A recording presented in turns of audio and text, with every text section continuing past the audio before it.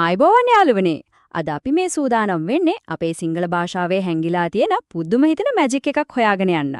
පහවසර ඉගෙන ගන්න අපේ නංගිලා මල්ලිලාට මේ පැහැදිලි කිරීම ගොඩක්ම වැදගත් වෙයි. මොකද ඔයාලගේ කියවීම පොතේ තියෙන බසෙහි රස කියන පාඩමේ තියෙන කාරණා තමයි අපි මේ විදියට හලිම ලේසියෙන් කතා කරන්නේ. නිකමට හිතලා බලන්න. එකම එක වචනයකට සම්පූර්ණයෙන්ම වෙනස් තේරුම් 10ක් තියෙන්න පුළුවන්ද? හරියට තමන්ගේ වේශය ක්ෂණයකින් මාරු කරන්න පුළුවන් සුපිරි වීරයෙක් වගේ.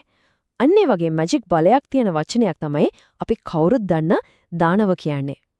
මේ පුංචි වචනේ ඇතුලේ හැංගිලා තියෙන ලොකු මැජික් එක මොකද්ද කියලා අපි දැන් එකින් එක බලමු. පළවෙනි කරුණ දැම්ම සහ දෑව අතර තියෙන වෙනස. අපේ භාෂාවේ තියෙන වචන වලටත් හරියට තමන්ගෙම කියලා ගම්පලාක් තියෙනවා යාළුවනි. බලන්නකො මේක. කොළඹ පැත්තේ ආයා මම ඊයේ ලියුමක් දැම්මා කියලා කියනකොට මාතර ගාල්ල වගේ දකුණු පළාතේ අය ඒක කියම කියන්නේ මම ඊයේ ලියුමක් දාවා කියලයි. හැබැයි මේ දෙකීම තේරුම එකමයි.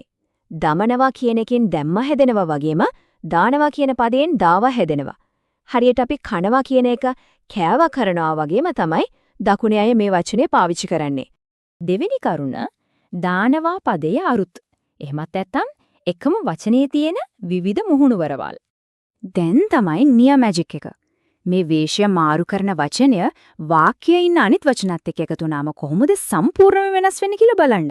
සාක්කුවට අත දානවා කිව්වොත් ඒක ඇතුළට දාන එකක් නේ. හැබැයි රත්තරන් බඩු වලට පලිප්පු දානවා කිව්වම ඒකෙන් අදහස් කරන්නේ ඒක උපවත් කරනවා කියන එක. ගම් වතුර දානවා කිව්වම වතුර ගලාගෙන එනවා. වත්තට කණු දානවා කිව්වම ඒක කැපීමක්. පත්තරේ දැන්වීමක් දානවා, අලුතින් කඩයක් දානවා, පාටියක් දානවා, සපතු කණ්ණාඩි දානවා, අන්තිමට අවුරුද්දට පංචි දානවා කියන්නේ සෙල්ලම් කරන එකට. හිතා ගන්නවත් බැහැ නේද මේ පුංචි වචනකින් කොච්චර වැඩ ගොඩක් කරනවද කියලා. තුන්වෙනි කරුණ රූಢිපද සහ පිරුළු. ඒ කියන්නේ අපේ කතාව ලස්සන කරන අපූරු යෙදුම්. මේ රූಢිපද කියන්නේ හරියට අපේ කෑමකට එකතු කරන රසවත් කුල්බඩු වගේ. අපි කතාවලට නියම රසයක් එකතු කරන්න මේවා උදව් වෙනවා.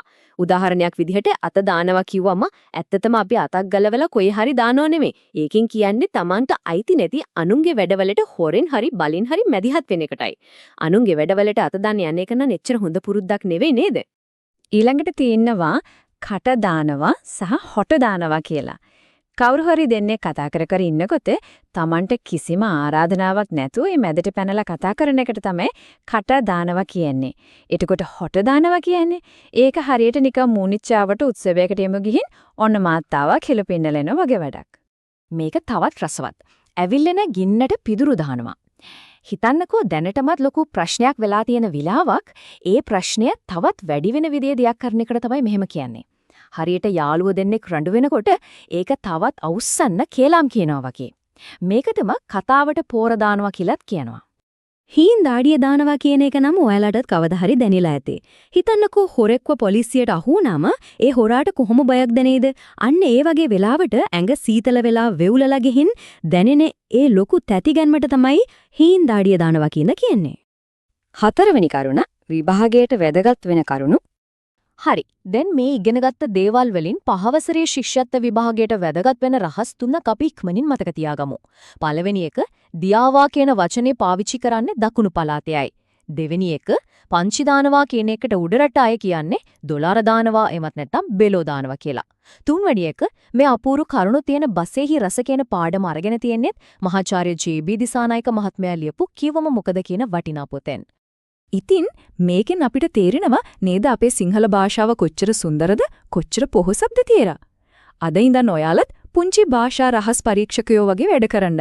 අපේ භාෂාවේ හැංගිලා තියෙන මේ වගේ එක විදියට වේශය මාරු කරන තවත් වචන මොනවද කියලා හොයාලා බලන්න. ඒක හරිම විනෝදජනක වැඩක් වෙයි. තවත් මේ වගේ අපූරු කරුණු ගොඩක් එක්ක අපි නැවත හමු වෙමු.